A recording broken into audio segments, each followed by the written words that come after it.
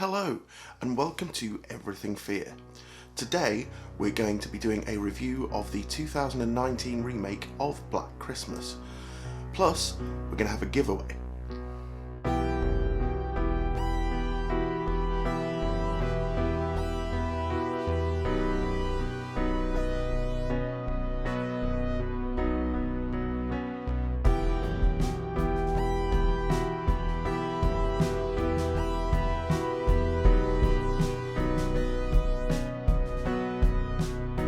Hello and welcome to Everything Fear, your one-stop shop for all things horror.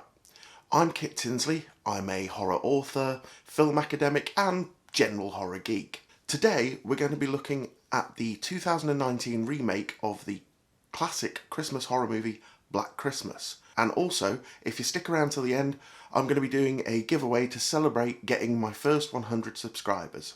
So, let's get into the review. Ho, ho, ho, bitch. You messed with the wrong sisters.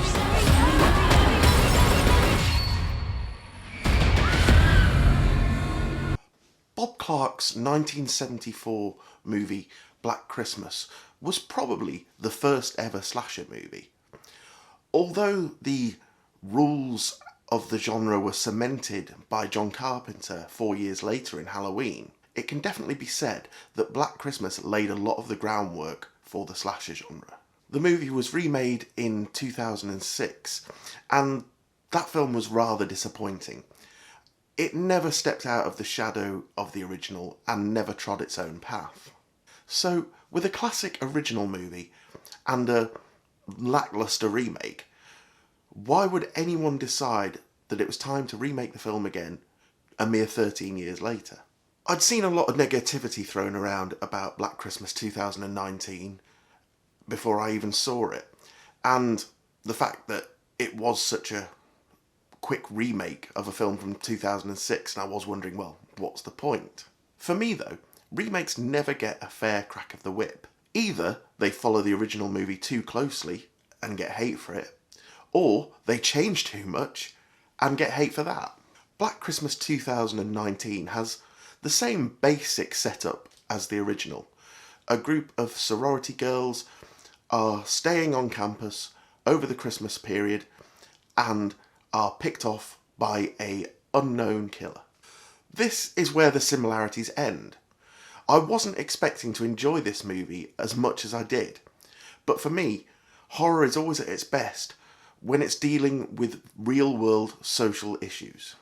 It was film theorist Robin Wood who, in his essay An Introduction to the American Nightmare, stated that horror movies were kind of a dark mirror and that they reflected the fears and concerns and issues of the society that made them. This was true of the 1950s spate of science fiction alien invasion movies that were clearly an allegory for the fear of communism. It was also true for the spate of 80s and 90s vampire movies that used vampirism as an allegory for either drug addiction or the AIDS epidemic. And so it is true of Black Christmas 2019, a film that very much goes for the throat of the prevalent rape culture within society generally, and on college campuses specifically. I mean, it's a shocking statistic that 1 in 5 women going to college in America will suffer rape or sexual assault. That is a terrible statistic. So this is definitely a topic that needs some discussion, and often the horror genre proves to be the best way to ignite that discussion. What I liked about the film: the acting was great in this film, in particular from Imogen Poots, who plays the main character. She was very convincing and compelling as a woman who had been a victim of something in her past and was trying to learn to cope with that. Also good, as always, was Carrie Elwes, who plays a rather creepy classics professor, and the guy's very good at this mix of charming and creepy. He's done it many times before and he really excels at it in this film. The cinematography in this movie is brilliant. There are some beautifully lit and composed scenes and shots within this film, and also the editing is superb. It moves the film along at a really, really good pace. So these things, along with the fact that it's a discussion of a topic that needs discussing in our society, are the things that I really liked about this film. What I didn't like, I felt that the inclusion of a supernatural element at the end of the movie was kind of unnecessary and kind of took away some of the power the film had already gained. And yeah, it could have done without that for me, personally. The literal battle of the sexes at the end of the movie is a little cheesy. I mean, though I can see the message they were trying to get across, I think it could have been done in a much more powerful way that would have held more weight. Although that's only a minor criticism, because I actually really enjoyed the ending. It is really good fun. So overall, I would say that despite all the negative reviews, this movie manages to be consistently entertaining and suspenseful, whilst dealing with a very, very serious and very real issue, and shining a light on that issue. Certainly not one for the misogynists out there, but anyone else, I think, is going to have a good time watching this movie. No, it's not the original. The original still exists. However, as a remake that is treading new ground, it works really well.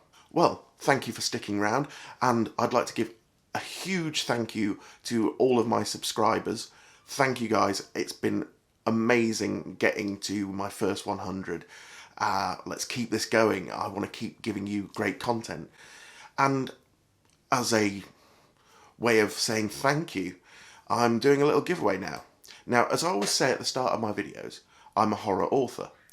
Well, here are the 3 novels I've written. Beneath, which is kind of a Lovecraftian haunted house story. The Wilds.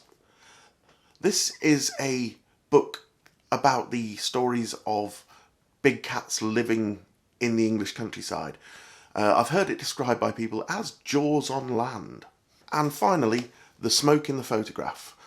This novel is a supernatural crime thriller in which the first victim of a serial killer tries to help the next victim solve the case. I'm going to give away a copy of all 3 books, personally signed by me, to the winner. And all you have to do is like this video, subscribe to the channel, and leave a comment down below. So you've got about 2 weeks in which to enter the competition. Good luck, everybody.